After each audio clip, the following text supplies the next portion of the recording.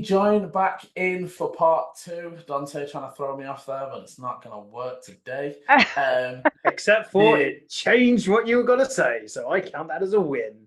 He had to interrupt. But the group awoke, had sort of gathered together, had some rest, and awoke the next morning and have separated to go about their business. Volu and Eleni heading down, first of all, trying to spot themselves a smithy, maybe to gather some armor, before attempting to find the house that they had located previously. They believe they found it and have managed to convince and bribe their way inside.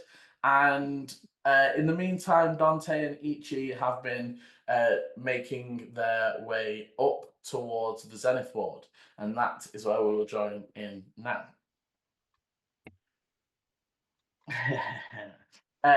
What, you and a whiteboard is a bad idea, yeah, for sure.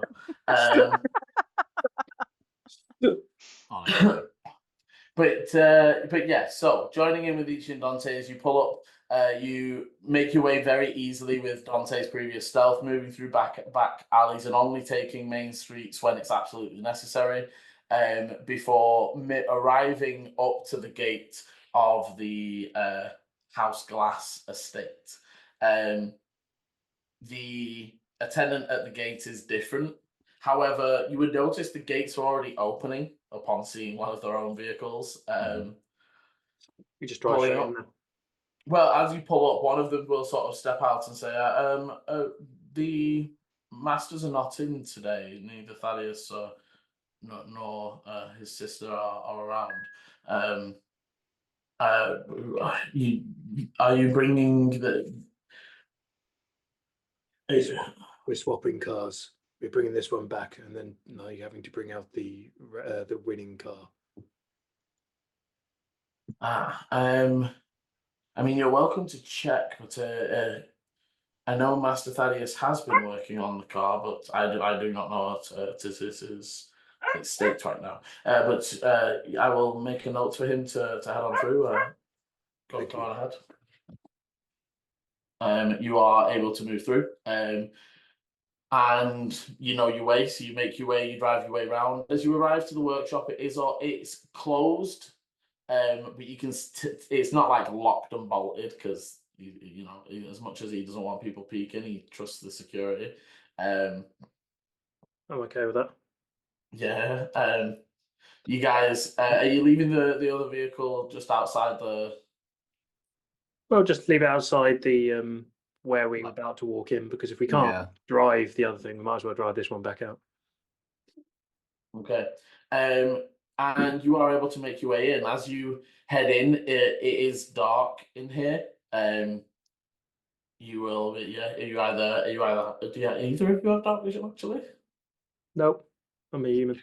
I don't think Arundon do. No. So you would remember from previous times that you've been in here, there are usually like torches and lanterns along the wall, so you could very easily light a few. And making your way through, you can see that there's different. Again, his workshop is in different states of. He's got different machines and things at different states of repair. And at the back, you can see that currently the vehicle is there and it still seems to have all its parts, but it is stripped of all the outer armor.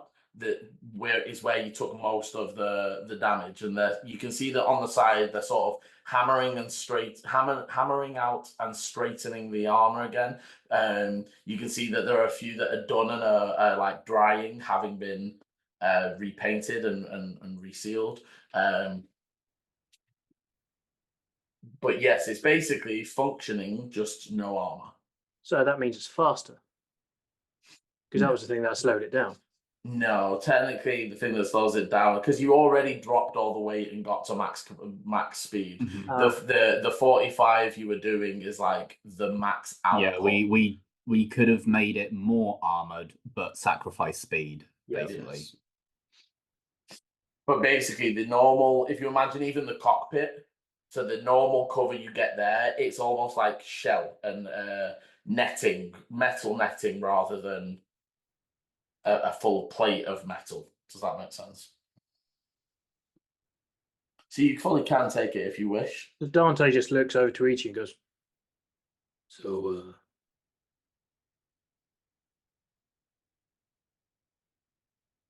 Yes. cool. Dante goes into the goes to, like, he'll call out.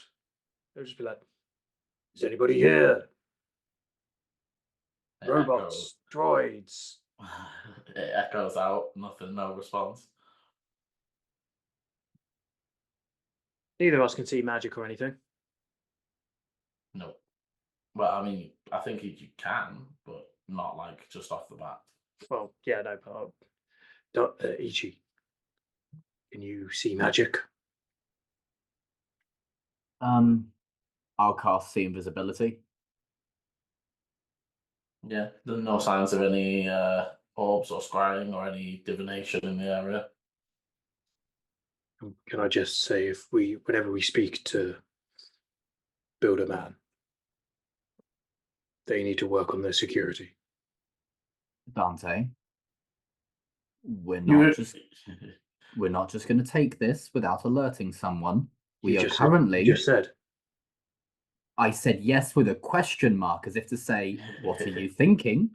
If you just assume there's a question mark there, not everyone's always going to understand. You shouldn't assume things. No, you're right. I took that. I took that Dante, as you are not stealing this vehicle. I will also remind Dante he did tell you you had free pass to come and go because you told him you might need a place to stay. So you guys getting let in isn't as no, that's fair. you know what I mean? I will like the gate knows to just let you guys in if you need a place. well. He said we can come and go as we please. So. Yes, that does not include with one of the vehicles he is currently working on. And why did you say yes? I said yes with a question. See, look, you need to work on your communication here, E.G. You know what, Dante? At this point, I would much rather be talking to the other version of you.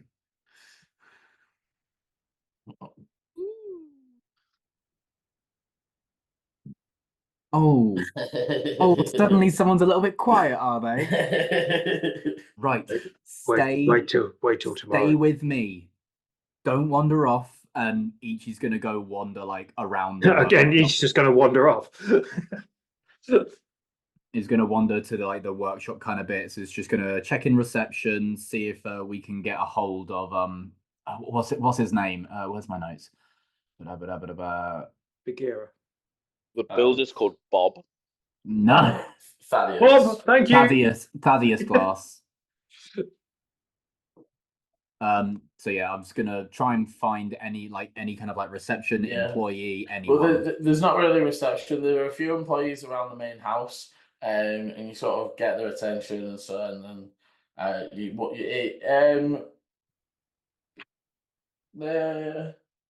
okay, it's a tabaxi. They look like they're dressed for gardening. They've got sort of protective boots and like overalls that go all the way down and tuck into the wellies, and they're sort of kneeling at the moment, ripping out weeds from around the shrubs that sort of make the edges of the fencing. Mm-hmm. Excuse me. Yes, they just continue pulling, but I don't suppose you know where Thaddeus Glass is. We are in need of conversation. I saw them leaving this morning, but it's going to. I don't know, but it looked important. The whole shebang went out. Investors and all. I don't know what it was for, but okay. I would assume up towards the bastion, maybe. Of course. Thank you very much. Right. We'll kind of like turn to Dante. And Dante is not there.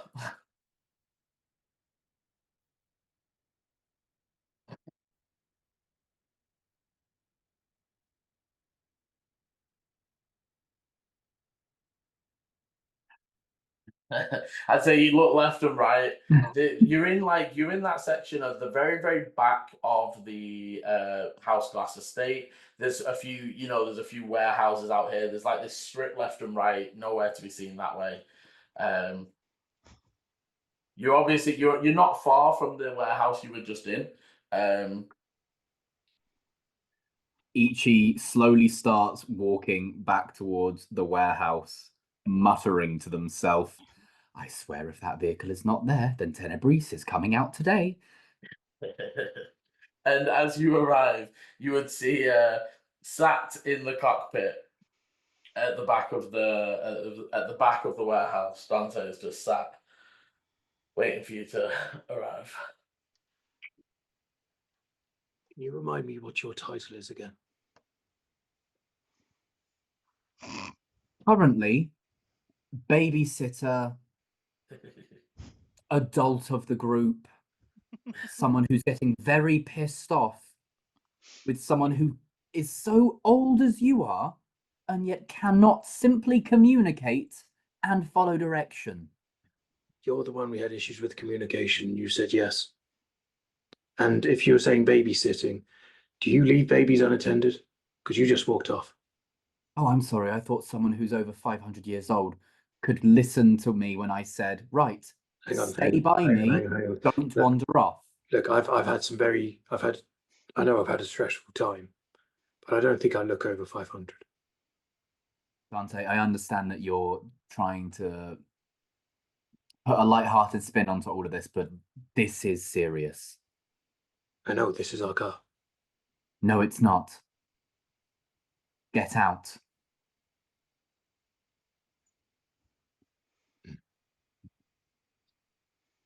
Just gets up. Okay. We're going to take the one that we already have. We cannot put ourselves in bad standing with the one family who at this point is happy to back us. I agree. That was why I didn't understand you saying yes to take the car. No, I was saying yes as in like, what are you thinking? Look, let's go. Let's go. Okay. And getting back, do you want to? You would be able to leave a note if you want, or if you want to leave any sort of message.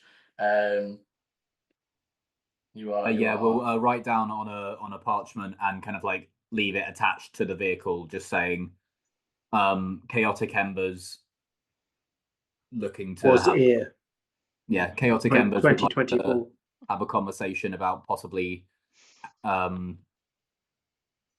having access to this vehicle for a longer period of time. Please get in contact when you can. Best wishes, Eechie. P.S.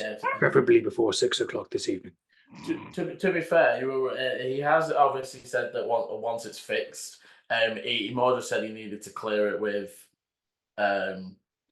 his sister and not, this is more just a note to kind of like let them know that this is something like sooner rather than later, rather than for sure.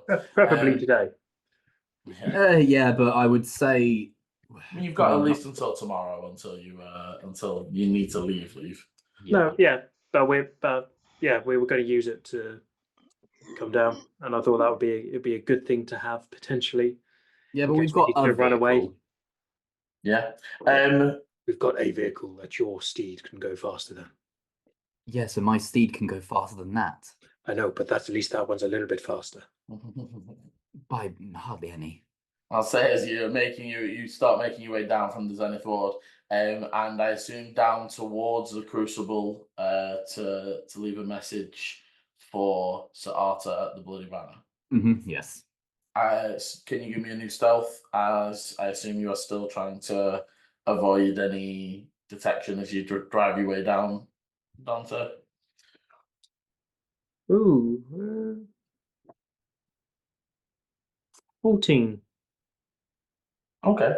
I'll leave as you start making your way down. And with that, I will flick back over to Volu and Eleni, currently disguised as a cleaner, and they sort of go, "Yeah, all right," and then you sort of turn and you start making your way, and they go like, "What are you doing?" You sort of turn around like, They're like holding a hand out, but not to Volu, to the Eleni, and you would get from your inside. They're like, I want whatever that half of whatever they're giving you to like do this, right? Like they're in on it. I would sort of like sigh, like roll my eyes, and then I'd sort of turn away so that I can stick my hand in my actual pouch, hopefully without them seeing, and but sort of almost like and then come back, and I would give them 1 gold. Okay. They take the gold, like give like again disappear it and give Volu like a look before returning to the bathtub, and you guys are able to go through and enter there is only one door that sort of goes to that front bed area where you know that the window was right above the front door. So you make your way down the corridor. Again, you hear some different noise from one of the doors. Sounds like like the fluffing of sheets and things like that. And make your way into the bedroom. As you enter, it is a mess. There are clothes all over, but in a fashion that looks like somebody got ready and couldn't decide. Like all by the mirror. The wardrobe that you saw from the outside is fully open, and the inside doors are 2 large mirrors. But it's definitely the right wardrobe. We're definitely in the right house. As Volu sees it, definitely the same wardrobe. Recognize the decor in the bedroom. But yeah, it looks like somebody got dressed and changed in front of the open wardrobe. The bed's a mess. There are drinks and bits of food trays all over. The party definitely spilled into here at points. What would you like to do? So I'm gonna sort of look at Volu and say we need to do this quick. And I would. I'd just slightly push the door so it's more close. People can't see what we're doing, and then. Okay. Can I detect magic? Give it a go. Yeah, hit detect magic. Volu, anything you're doing while you see Eleni starting to weave her spell? I'll start ruffling through the clothes. Okay, so roll. Can now both of you, either one of you aiding or both of you roll, give me investigations. Should we both do it, or do you want to? You're both pretty good at it. Yeah. Should we do it each? Maybe yeah. you guidance yourself as well. Yeah. So where are we? Okay. So that was an 11 for me.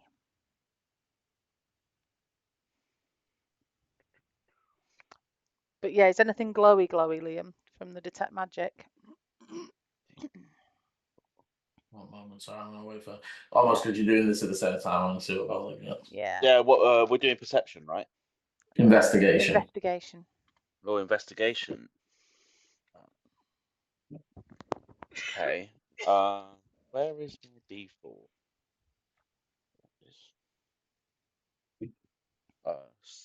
18. Okay, so you start scanning over the room. Straight to the clothes, start moving a few things, looking through. You're not seeing anything glowing. You pick out in the wardrobe, there is a glow, but as you get a bit closer, it seems like it's a comb. Also, and it's like a very nice, almost jade and maybe some sort of bone decorative comb that has a soft glow of conjuration. Ooh. But no glow in any of the clothes pile. You sort of start to spread out a little bit. And Volu, you like moving some of the things. You can find a few other bits of clothes around the room that have been scattered and moved. And Volu, you look in and you find a few that maybe like there's a few outfits that have intricate decorative weaving on the outside of them. and you're sort of putting them out. And as you sort of finding each of the pieces and putting them out, Eleni, you sort of checking them over, and you do find one that along the pocket lining, it's almost like an entirely black, almost knee-length shawl. It's almost like a warm weather long outerwear, if that makes sense. So you'd wear it over the like top a long of your dress. cardigan or Yeah, with all with holes and all those sorts of Yeah. things. But there's some areas around the edges that have been decorated with a different colouring, and you notice the glow along those. Okay, I would call Volu over and show him. Does this look like the same thread? You take a look, and it's not the same colouring, and that's sort of why you sort of missed it. But I'd say now that you're looking, you almost start to like unpick like you did with the other piece, and the same sort of dusty ash material sort of falls out of the in between the tlinings, that would confirm it for you. Yeah, that's the one. So whoever lives here either hasn't been infected or doesn't know that is in this shawl. But I suppose both you and the woman who got infected, Gertrude. Thank you. I had a G in my head, I just couldn't find the rest of the name. Both you and Gertrude started to have problems when you started to actually weave with the thread. If you'd have just carried that thread around for a bit, I don't know if it would have. So I think you would remember what you learned is that in its raw form it doesn't do a lot, but when it's been weaved with, that's almost the activation process. So theoretically, and the fact you can see magic on it, theoretically it's active. But then I suppose what's in my head is it acted on the person weaving with it. If somebody had then picked up the tapestry afterwards, just because this person's wearing a coat that happens to have the thread on a pocket. Both of you give me arcanas. Eleni, is any of your advantage stuff to do with extraplanary? Don't think it is. Primeval awareness, so that's just creature's location. Yeah, but it's not like your hunters, not your favoured foe bonuses for having advantage on knowing things about them. That's favoured enemy, and it's humanoids and fiends. So it is fiends from the lower planes, that side, but it's not. Okay, I'll say that you could apply it here. Oh, okay. So advantage. Mm-hmm. I'm sorry, what am I rolling, Liam? Arcana. Arcana. So that is a 15. And 19. Okay. That's like 19, not 9. Yeah. No, I got you. So Eleni, you're thinking, and the first sort of thought that Eleni has is that a lot of magical items, like you can't really just like enchant the thread. Once you've done it, once you've made it into an item, it tends to permeate the item and like your coat or like any other item you guys pick up, sometimes they need a tuning to. Sometimes you actually need to use it in the way so like you can't wear a headband of intellect up your arm. Yeah. You have like in a lot of cases, you wouldn't just hold it and like, boom, I'm intelligent. You have to put it on, right? There's some of those items. So that's where you're sort of thinking. And then Volu, you sort of think, well, tapestries are supposed to be looked at and you were supposed to show them. Like you were supposed to like, when they announced the winners and like showed them to the audience when you were finished, you never got to that stage of like using the tapestry for its purpose. If that makes sense. So do you think she's ever worn this? I mean, maybe somebody weaved it and then gave it to her and it's just been stuck in a wardrobe.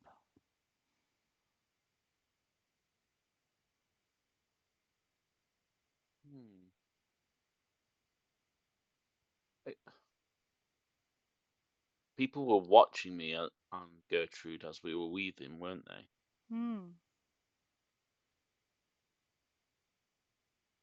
Either way, do we want to leave this here?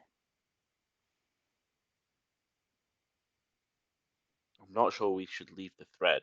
Maybe we could detach the thread and put the coat back. Let's see how easy it would be to do that. If it's going to be really difficult, then I think we I should would take the also whole say coat out. you think about time as you sort of taking a look. Yeah. You do hear the downstairs door close as he would have returned, and as soon like you're not there anymore, so shut the door. I could unpicking it shouldn't take too long, like with my weaver's tools.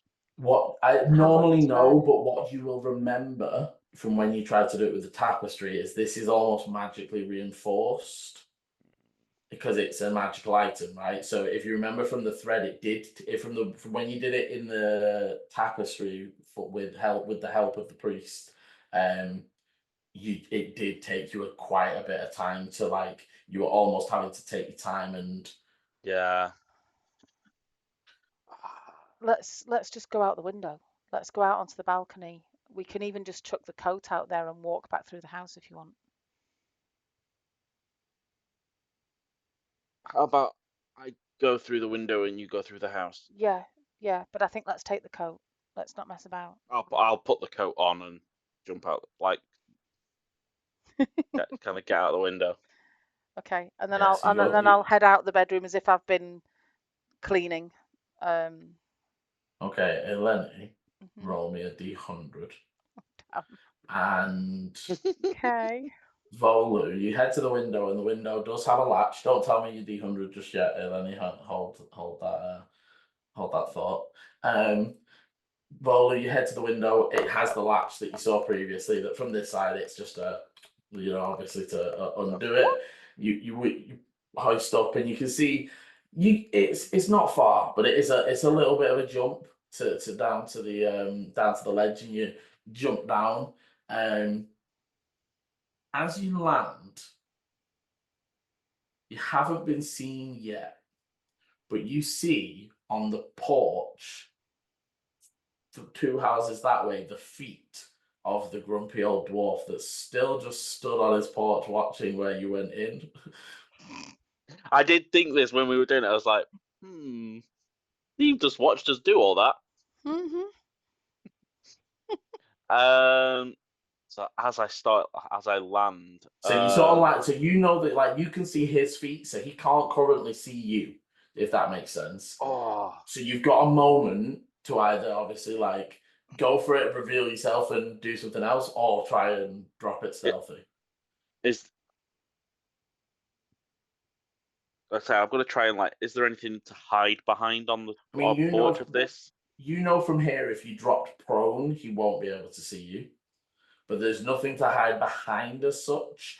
You could attempt to try and stealth down like the backside of the porch, but that will require a stealth and a climb, as it's it's like an actual. Yeah, I climb round and then I'll try and land prone. Okay, so give me a stealth as you land softly and have to hit the deck. Eleni, as Volu's doing that, what is your? I'm gonna try and guide myself doing that as well. Okay. So when we first were speaking to that guy, they were cleaning in the front near the door, weren't they? They had like a. So I'm just gonna come out and sort of walk back down the stairs and just head back down into the main foyer or that main area where the party was. And what was your d100? 63. Okay. As you head down into the foyer, you hear some chatter and recognize the voice from the room that was having the glasses done. And you sort of hear them saying like, "Okay, good. Let me help you with this table." And you sort of hear them start to like, 1, 3, and like start to lift the table. Give me a stealth as you move to the edge. They're almost, if you imagine, there's multiple smaller tables that have been moved into the center for some larger food thing, and they're moving the table. So there's like one of them facing you, and then they turn, and you're like, that's a 21. you peek the door and manage to duck back as the person you are currently disguised as is like standing with the lift. Yeah. And you sort of give it a pause as you can hear them go like, okay, this way, and then move across, and you manage to dart to the door and step out. Okay. As you step out, you look to your left and right. There's no Volu, but there is a grumpy-looking dwarf on his porch, just eyeing. And he's just like, I would nod at him. You're right there. Head back. I'm gonna sort of almost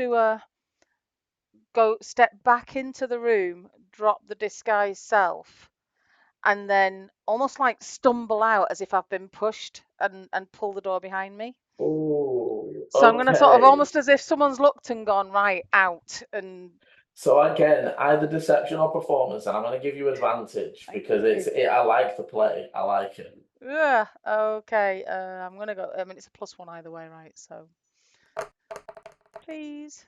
Ooh, 16. Okay, so you like jump forwards and manage like a bit of a stumble, even Yeah. as you like what you're doing is you obviously you like stumble out and I'm gonna stumble out and sort of obviously not fall, but sort of stand up and be like, and then look at the dwarf almost like nothing happened. Like like when a cat falls over and then just pulls himself up, like it was completely planned and there was and if I'm not seeing Volu, I'll then scowl at the dwarf. So there's going to be a sort of, what are you looking at? And then I will, I suppose, head towards, to leave the courtyard, but I'm taking my time about it. Okay, and I'll say that like, because I don't know if he's gone out already. So I'm not sure no, and I'll say that they do sort of they return to their seat at the porch, so they're not like stood to the ready. Volley, you would see the feet sort of like you would hear the sort of the footsteps sort of moving away, and that rocking chair sound as there's like the sitting down noise. And you would then get a peek of Eleni sort of making their way slowly towards the exit of the courtyard. Okay. Yeah, I did already roll, didn't I? You did. I got an 8. Okay. That was with guidance. Jeez. Okay, so like I'd say that the kerfuffle of everything, he's still watching, but I think the kerfuffle of them. See, I genuinely liked the maneuver that if you don't have inspiration, throw yourself an inspiration. I do already have it, which I think he's holding on to it. It's not often I get inspiration. I'm honestly, hanging you guys have been doing some really fun things recently.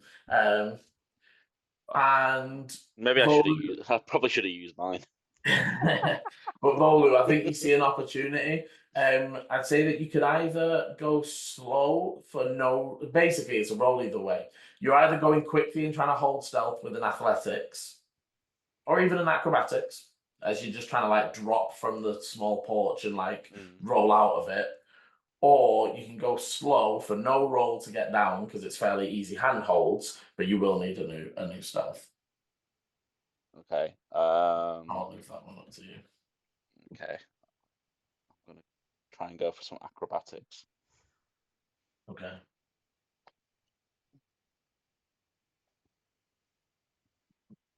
That face says it all.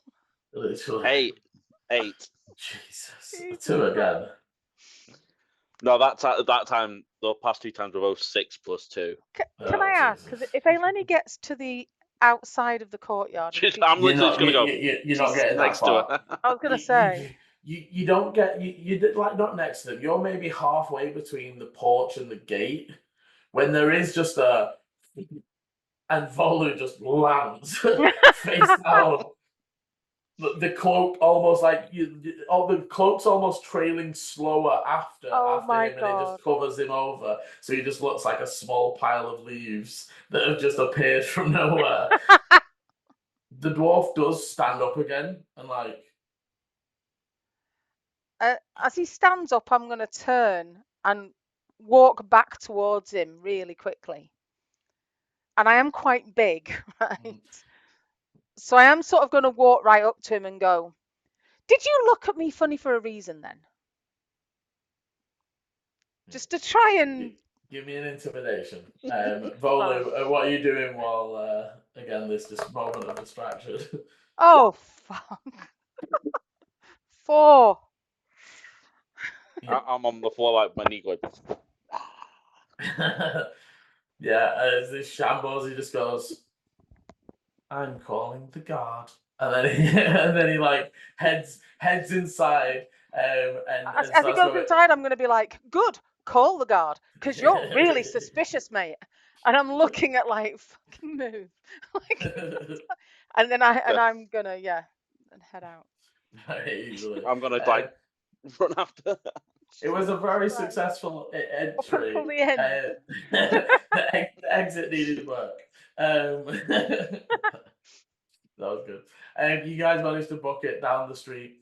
And where do you want to head now? Obviously, you've located. Once you get far enough away, we're supposed to be buying food. So obviously, I'd say that by the time you like book it away and get to the end of the street, suitable distance where you're not going to be spotted. Volu's belly gives a rumble. Do you want to sort of, again, you almost know if the guys are going to the Bloody Banner, that's next to the market and such for food anyway. Yeah. Or you can go to somewhere you're quite near the Rusty Bucket if you wanted to pop into there. I think I'd rather get down to the market now. I don't want to get caught nearby, just in case. Yeah, Volu's just still wearing the shawl. But let's I put my hands in the pockets and like just twirl it, going, "This feels nice." Yeah, I'm gonna help him take it off, and I'm gonna roll it up. I'm gonna roll it up inside out so that it's like the lining that's showing, not the outside of it. And I'm gonna roll it up quite tight and put it in one of our backpacks, like whatever, wherever that'll fit. And I'm just like, I don't like you wearing that with the thread on it. I'm not sure that's a good idea. Well, I guess you're right. Maybe when the thread's off it, you can wear it then. Let's get some food. Let's get some food. Okay, you begin to make your way down to the market. I'd say by this time, I flick over back towards Dante and Eechie. You guys are basically most of the way down there. This time you have been spotted a few times. There's been a few moments where you've had to actively lose people. Not huge crowds, but just the occasional person that sees the ginger hair flying behind the vehicles. They're like, "Oh, that was the Chaotic Embers." And obviously, having seen the jump the other day, word has gotten around that the Chaotic Embers are just driving around doing stunts sometimes. You might just see them. Yeah. And there are a few times, but with the 14, you do manage to shift them and lose them when necessary. Before I don't want to do another stunt now. Before making your way down and getting towards the Crucible and the Bloody Banner. Thinking of stealth, it's up to you guys. You either want to take the long way round, avoiding the open grass area, which now that the festival is over, is now returned to just an open grass area, or ditch the vehicle, as in like park it somewhere and walk across, because there are still people moving through the market. You could vet fairly easily. We'll go the long way because it's always good to have your vehicle close. Okay. You make the long way round before pulling up at the fairly busy Bloody Banner, but you can see that the busyness is a lot of wagons preparing to leave. You can see that there's a number of stable hands brushing down and cleaning horses, sort of fitting the different saddles or bridles and stuff like that. Feed, they're sort of packing up the different wagons. You can see all the drivers that have probably just been chilling and enjoying themselves return to work. So because we told everyone we were in here as well, didn't we? You did, but it has also been It's been a couple days. 4 or 5 days of people because you put out the secret before the race happened, is what I mean. So there's been a number of days of people coming here to find you and being told that you've not been here. You know, you left. So I'd say by now you can be careful if you want, and there might still be people who are like, maybe they might show up again. But you essentially have not frequented this place the entire time of the festival. So you're fairly safe. But if you still want to... I'll still just, park my little car, just put it into a nice place, reverse park. Kind of go.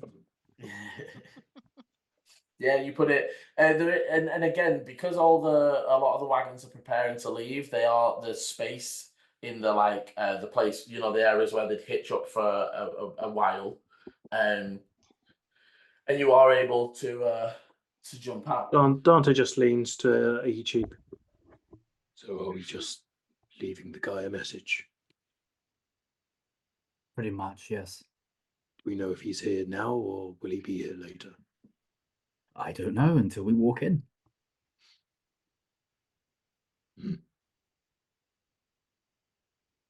If he is in, I'll talk to him in person. If he's not, I'll leave a note for him. And you want me to join? I don't see why not. Okay. I just thought I'd ask. Thank you for being considerate for the first time today. Sorry, did you mean something else by that? Gets out the car. Yeah, of course I did. Yeah, Eechie steps out and walks into the bloody banner. Okay, so Just opens the doors like Western kind of style. you open up the doors and the room, it seems it's not super busy, but it's fairly packed. And again, there's a lot of movement of just people getting things ready. There's things being brought down from rooms that are being ready to be loaded. And you can see there's a few different groups that are drinking and eating. As you enter, though, I'd say Eechie, you don't immediately see them, but you hear the voice that you recognize as Arthur Grant, sort of laughing and saying, "Pass me another piece of bread." And it seems like it's coming from one of the booths just round the corner. You see again the central bar, and as you enter, they sort of nod and say, Don't mind all the stuff. We have rooms and food if you're looking for it." And they're sort of motioning for you to come on in. Ichi will wander towards the sound of Sir Arthur's voice. Okay. Dante follows behind him with his general happy face.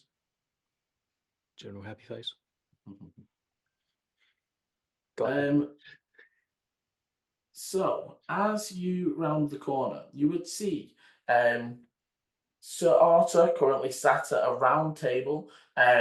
Their armor is literally like hanging on their chair to their side, like their top breastplate. They're still wearing the sort of greaves, and it looks like if you had to guess, they arrived in the last hour or so. There's still the dust on them from the desert. And they're sat around a table with three much cleaner individuals that you imagine got here either earlier or maybe he was pulling up the rear or something. That you get in that feel. They are in full dress down. They're in the like underclothes essentially. And you would see a human male, looks to be about 19. They seem very tall, even in their sat down position. They have cropped dark hair, and they seem to be like holding a very serious expression in all the like laughter and jovialness at the table currently. You can see that their skin has almost like an ashen hue across the neck and face that sort of covers up to about half the face and over the eye. And I'd say that Dante, both of you have been close enough to burn scars to recognize them. You would see the starts of what looks to be a much larger burn down the back. Of who? The human 19-year-old male. They're sort of sat to the left of Sarata. Sat to the right of Sarata is a fairly well-built dwarven female. Looks quite young, but also they've got you see sort of the marks on the hands that sort of give the signs that maybe they smithed or crafted in some way. There's those not battle wounds, but you see there's the calloused fingers and rough edges. They have auburn hair that is tied in a tight braid. Her face is crisscrossed with large scars that run from left temple over the cheek and down to the jawline. As you're sort of moving round, and Sarata they're all looking at him, and he obviously looks up and sees you. As he's going, Eechie, join me. I was just, and they turn. You see all of her scars glimmer with like a silvery reflection through them, almost as if there's like silver inlined into the scars.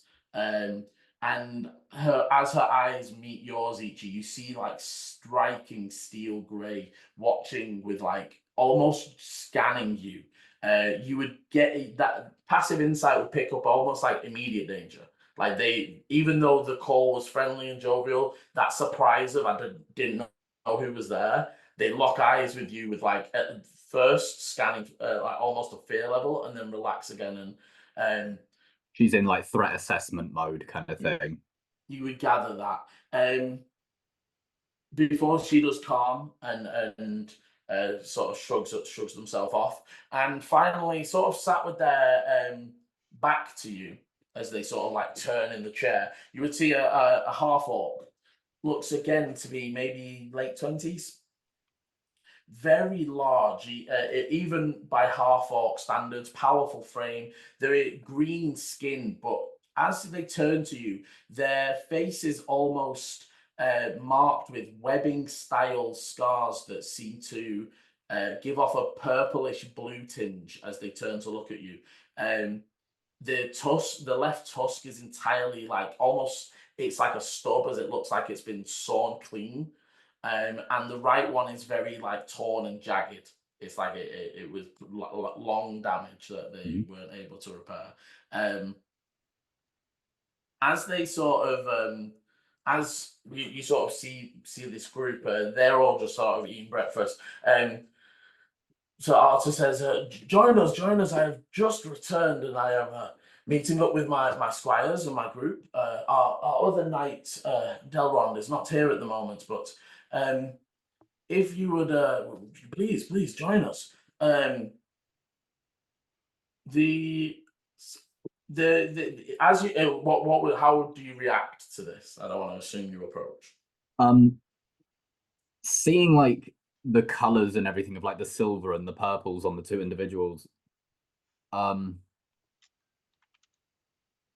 there is an aspect of like confusion, because obviously like I'm guessing Ichi's never seen anyone with those kind of like textures in their skin on scars and such. Other than the only one that's familiar is the burns. Yeah.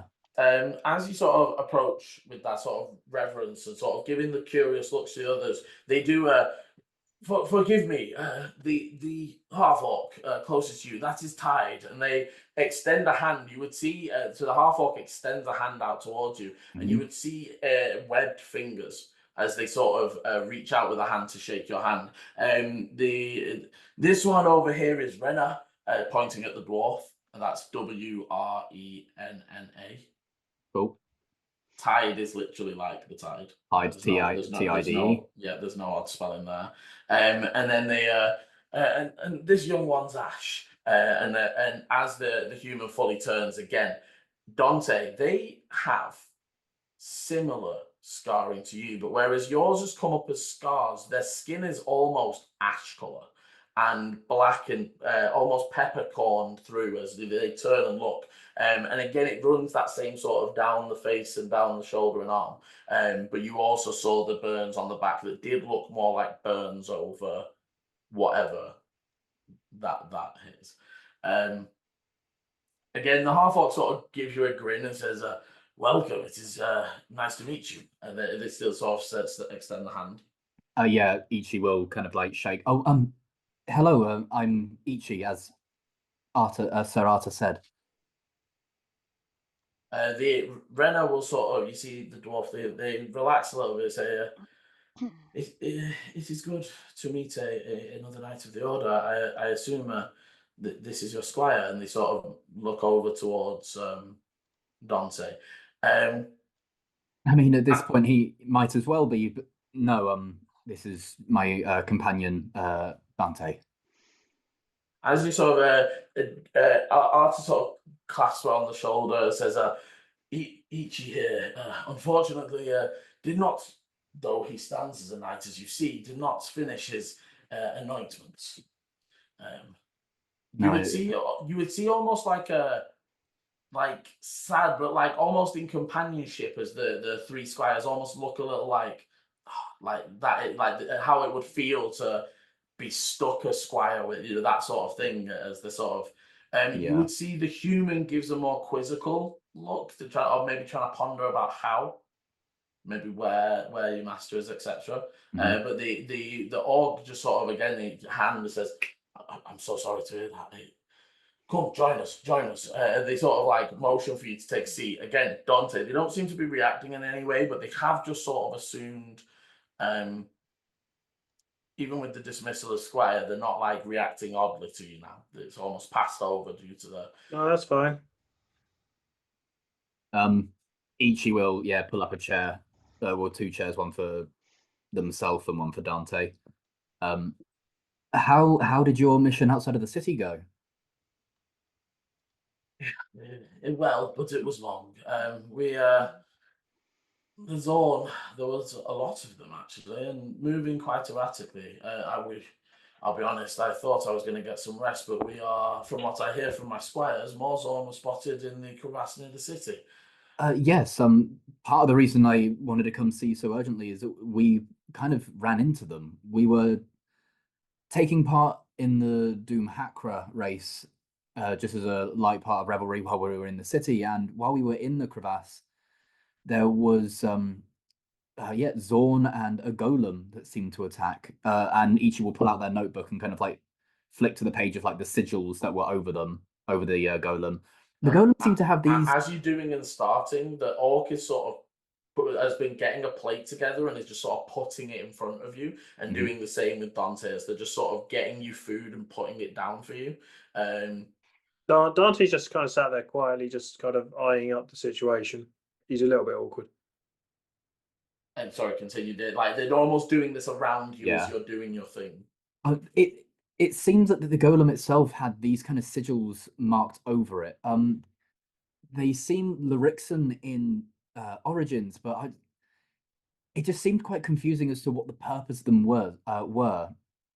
As they all came to almost evacuate from another cave within the crevasse, to the point in which I believe the Zorn themselves were almost fearful of the golem. Interesting.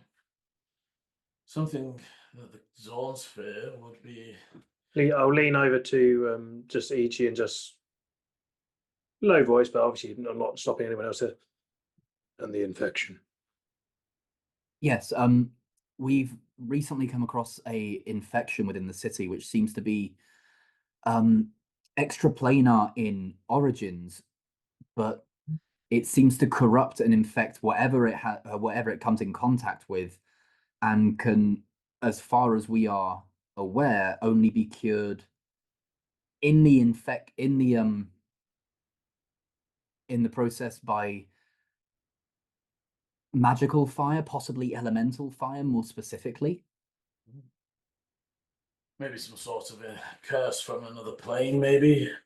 Renna, during your duties today, you are to look into this? Any recent or historical evidence of infections from the other planes making their way through? And she should like immediately, yes, sir, starts making a few notes. If it would be okay, around 6 o'clock tonight, myself and my companions are going to be venturing back down to the cave in the crevasse. We would very much enjoy it if you were to accompany us, as there are some other aspects which we would like to converse with you about. As he sort of sits back and thinking again, his eyes sort of flick up over you, and he goes, "Ah, Delmont, come meet. This is the young knight, the young squire. Basically, knight. We should sort that Eechie. Shouldn't be that much of an issue. We would need to be back in the." And as you sort of turn, he's just sort of blabbering away, and you would see approaching behind, wearing Watcher armor. You would note Eechie. It's old. It's almost the same sort of design as your Master Bruce had. So you think from his era of, because again, every sort of, they make modifications, they make improvements, they make changes. So there is differences through the ages of what, and again, what you were fighting. If you're fighting something that like spews molten lava, the whole armor shit doesn't matter, and you go light armor to, but you would notice that it looks to be sort of from your master's generation.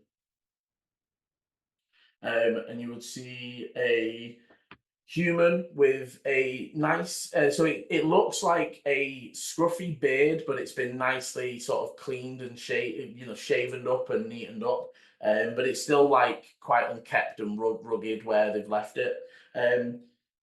Tanned olive skin. You would see they sort of they are human. They walk in their armor, and seeing the group, you'd see that they see Eechie and like almost interestingly sort of give you a smirk and say, "Found a new friend, have we, Arta?" And they look over to Dante. This is the guy from the thing, isn't it? From the tower. Dante. Dante. I mean, do you think? Well, I'll leave it to you, because as you're looking at them, they don't look or give you the same feel. When you saw the glimmer of the locking eyes, they were almost a dark black with a golden ring around them that was almost like piercing. This guy has like light blue, greeny eyes. That's the case, because Dante didn't hear the name. Chris heard the name. Dante didn't hear them say Del whatever. Del boy. Delrond. That's it. And they Dante, you can give me an insight rolled rather than passive, as their eyes linger on you for a moment, as they are sort of just going in, and this is... It's the same. Arta goes to introduce and goes, "Oh, my apologies, friend. How rude of us. We didn't get your name." My name is Dante Vickhausen. Nice to meet you all. Dante Vickhausen, associate and companion of our Squire Eechie here. Again, the second he gets the name, the eyes flick back and he sort of grins and say, "Ty, don't save me some food, please. Come on, move over." And they sort of and again, the squires start getting food ready and preparing it and setting him a plate. As he's sitting down, Arta says, "They were just talking about maybe venturing down into the crevasse. I told you the guards have reported someone down there. Also mentioned of a golem. The guards didn't mention that one, but sometimes they don't mention things that aren't obviously extra planar. Although I think interesting that the zone were running from it, maybe some sort of weapon. So I almost in time, but just after, an Eechie. And actually, I think you'd both catch it because you're more that end of the table. As Arta says some kind of weapon, Delrond says some kind of threat. As they sort of almost like pondering it. You sort of muttering to themselves more than saying it. I was thinking about joining them. Would you like to come with? And Darren goes, me and the squires have some business within the city there is still the matter of payment for the zone now that you have returned with confirmation. Says, yes, Delron here is. I would forget all of the important things. He was a noble before all of this. As he's talking, he says, Arthur, you talk too much. It has been a long morning already. I might retire with my food. You would see that Tide would stand with him and sort of say, should I prepare for us to head out? So, yes, prepare my ceremonial armor. We will be meeting with the Prime Minister today. Settle our dues. And then he sort of turns to each Dante and Eechie, gives a quick bow. It was a pleasure to meet you both. And yourself. Hopefully we do again in a more relaxing time. They nod. And to the others, they say, I will see you later, Sir Arthur. You would see to Sir Arthur, he gives a swift but ceremonial-like salute of the arm to the chest. That Ichi, you get the feeling, even though Sir Arthur definitely gave you younger vibes in the armor design and the way he acts and everything, that's definitely showing a seniority of Arthur runs this little outfit or this squad, as it were. Or is at least in charge for the moment. Because again, Bruce did tell you about times that knights from other chapters would go out to help and you de facto under their leader, right? Whether you're higher or not, you don't just step into another, it's not good etiquette to step into another person's chapter and start trying to order people around, even if you are of higher rank. But you get the feeling that right now, for the very least, Arthur is in charge. And then they both Tide and Daron will head out holding their plates. As they're going, Tide will again extend a hand and almost grasping at your hand, Ichi, before you even offer it, almost, as they really good to meet you. And we should talk sometime. Well, when they're resting, sometimes the squires go out. We might be in the city a few days, so we can let you know. Yeah, if once all of this is done, perhaps I think we might be planning on heading out quite soon after once this is done. But yeah, if there is a little bit of time, I'm sure I would love to. Right, great. And again, he says a hand out to Dante, and you would see that there is no flicker of look towards your scars. They're like unfazed as they just extend a hand, smiling. Nice to meet you, Dante. And you try and give him the lackluster, and he like grips the other side and gives your hand a shake. And then Delron was tired. Come on. And then sorry, sir. Yes. See you later, guys. And then sort of heads on him. We did see when, in the world, maybe Delrond is as common as the name Chris, but he did have someone with him, didn't he? Which now could sound like a squire, but not anyone that you recognise. Okay. The other person, and Dante, I will give you this. I'm not, to be honest, I'm not sure how much Dante actually saw. I will say you won't know race, but because of their size, they were definitely of the smaller races because they were a lot smaller. I thought like of the level of it was either a child or it was one of the other races. That level of size difference, right? Yeah. They're definitely not here, as everyone here looks quite well built and all looks like they train. This look definitely more scholarly vibe than any of these guys. And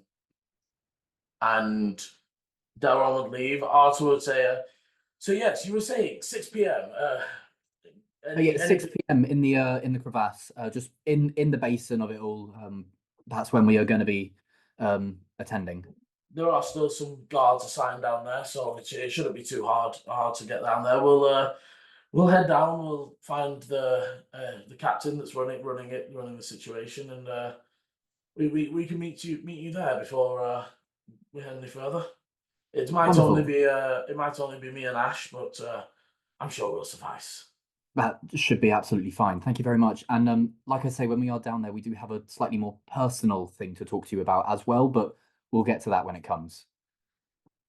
Until then, my friends, I've got sand inside my Under Armour. I need to get rid of it. No, And he of sort course. of walks away. You would see Ash gets up and goes with, and Renna would sort of take a few more bites. You would see that they definitely give Dante more stares than Ichi. There's almost like but I would say that from what you gather from your passives, it's almost like Ichi is an image she recognizes, right? Like she knows what the knights look like, she knows they're safe, that you're an unknown. It's that sort of vibe more than it is like I know what you are, right? It doesn't give you that sort of thing. It's just like I don't know what the fuck you are. And they definitely just eat a few more things and then go, well, I have some research to do. Master Ichi, I do hope you take us up on our offer. I would certainly do my best. Thank you. They don't offer a hand to either of you, but they do sort of like, The nod, yeah. And then they will head out. Again, as they pass, there is the shimmer of the scars. As the table is cleared and everyone's gone, there's just this sigh of relief from Ichi of, whew, that went a lot better than I thought it was going to. That was exciting. Like we meeting the other squires as well. Why did you not think it would go well? Well, it was not necessarily that it wouldn't go well, just more that I would fumble. You know, I can talk the talk when I want to, but these are people who know what they're doing, and like Sir Arthur is a full knight, and I'm still a squire, and there's an aspect of meeting other squires and having them look at me with disappointment when they know that, well, when they see that I'm still a squire. It was my first time kind of meeting other people who were on my level, so I was anxious. That is understandable. You did well. Thank you. And yeah, so Sir Arthur and Ash might be there tonight, which would be nice. A little bit more reinforcement to obviously investigate what the Zorn and the Golem were doing. And I mean, I didn't know we were actually investigating anything. I thought we were just talking. I mean, we are preliminary, like we are mainly talking, but also that was an issue. Like I have said that it was weird. You're more than welcome to not join me for that aspect, but I'll be down there, so. Yes, but you don't have to get involved in watch or work. I know. But I'll be there if needed. I'm just saying I was not aware we were also looking into it. No, I think I had just assumed that, well, I was going to be doing that anyway. Okay. And as we leave you guys there and flick over to Volu and Eleni, who now have secured. Volu's got one of everything from the street sellers. There's a nice little chicken pitta thing. You've got a few sausage on sticks. Some cream pie things for afterwards. And Volu's now a happy bunny. Eleni probably more conservative with food purchases. I would have bought something to eat now while he's munching, but I've also bought maybe like a loaf of bread, like a chunk of cheese, maybe some dried meat, so things that we can snack on later to take back for the others. I'll say if you both want to knock off 2 gold for like everything, that's all the things you're going to purchase food and drink wise today.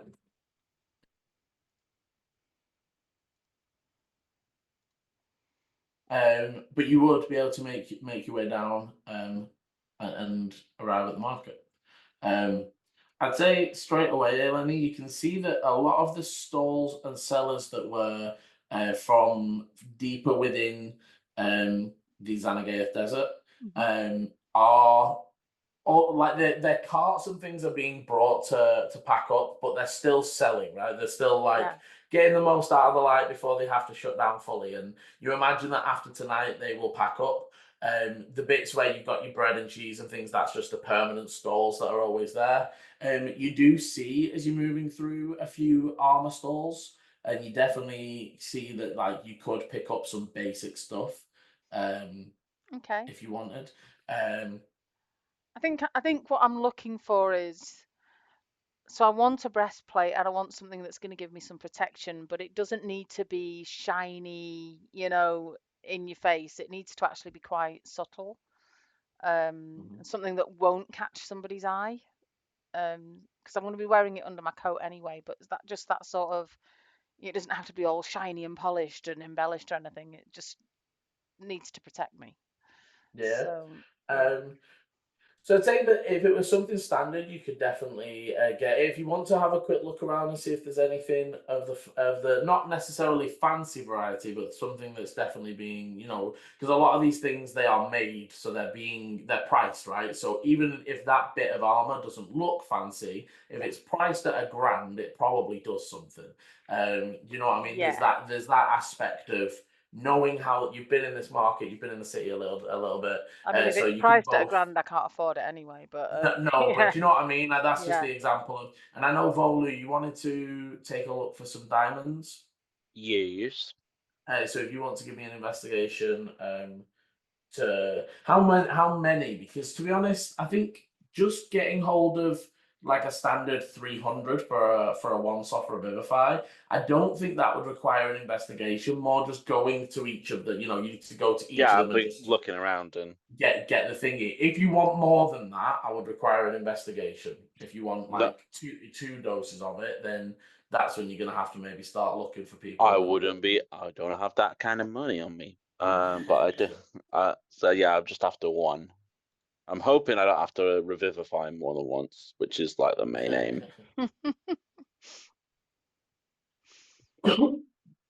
Okay, so both of you investigations for your individual things. Okey-doke. 14. Investigation. What's my dirty 20? Nice. Okay, so Vola, you very easily. You do have to buy it in, like 50 here, 50 there, but you will be able to knock off 300 gold and add. It is 300, I believe, right? For Yeah. Revivify. I've remembered. Yeah. That, and Eleni, as you're looking around, there's the standard stuff, but you do pick up on a few of the sellers that are like leaving. They are like, they're shouting out, "Well, we got this thing," and there's a few pieces that grab your attention. So one of them, at first, you're looking at it, and it looks like a black scale mail. Now, obviously, not what you're looking for at first, and as you sort of like, thinking it jingles a bit and stuff. The seller sort of talks to you and says, if you look more like you favour range and stealth, well, this is actually crafted to shift and give advantage in natural areas. It can also blend with an environment for a time, and sort of mechanically, it counteract. You have no disadvantage, even though it's a scale mail. It counters out that, and if when you're in natural environments, deserts, forests, caves, those sorts of things, you actually gain an advantage on stealth checks made. Oh, okay. However, you have to be standing still. Okay. Just like it literally sort of shifts, and he That sort makes of sense. runs. They run their like red cloak behind it, and you see it sort of takes on like a red purpley hue that would. And once a day, you can turn invisible for a minute. Oh, okay. As the spell, so it's until you do something. But So I would say, yes, I'm going to be traveling, and I suspect I'm going to need to hunt to feed myself. So the more stealthy and the better camouflage, the better to be able to do that. I assume this is expensive, though. They give you a look. Say, well, I need to sell it before I go. How could you could you meet me at 600? Knock it down. Knock it down. Knock it down. My persuasion is shit. And I will say, with the investigation you did earlier, you did see a breastplate for an actual. So obviously, the things for Elaine to factor here, or for Mum to factor more, is even though the scale mail. So if you want to look at a scale mail, Yeah, I'm looking at it now, but it's the new rules, and so yeah, this is the irritating thing, right? So yeah, I've actually stopped going there, and I go to no, this was to add. This was literally the manage inventory on my character sheet. Is if you were going to go and buy scale mail, it's now the 2024 rules, and so it doesn't say anything about disadvantage. Okay, but so basically, it's actually exactly the same. So if you got this one, it is essentially 14 plus 2 on your dex. Right. So try it out though. I'm just going to add it on and equip it and see what it does. Yeah.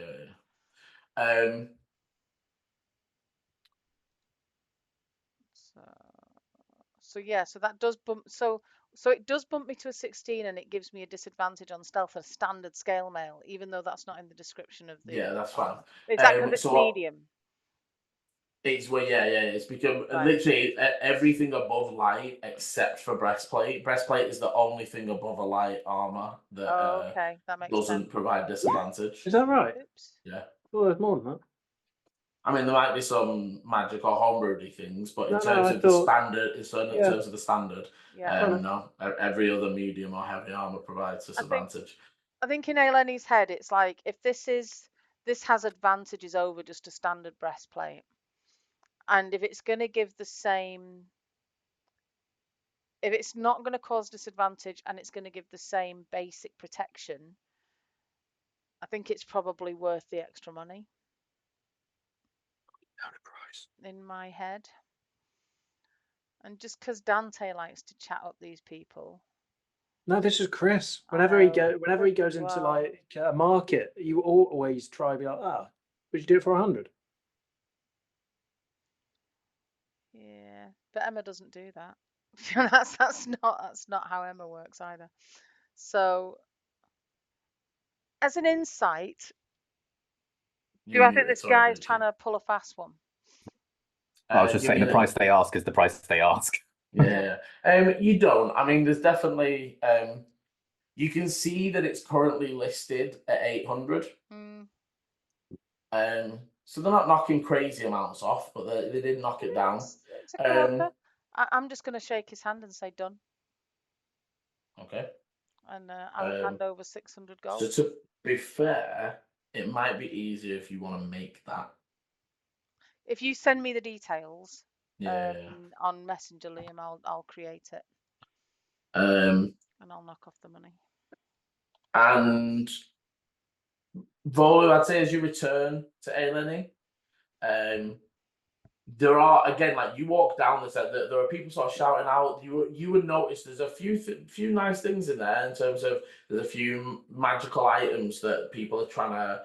Again, and from the last time you came down, you actually see the cellar that had the sandstorm style shawl, that cloak that Eechie did take a little look at. That again, they're just trying to get rid of the last bits. You don't see some of the other things you were looking at left. But there are some potential grabs here that were made for the festival, and you imagine like they don't actually need that back home.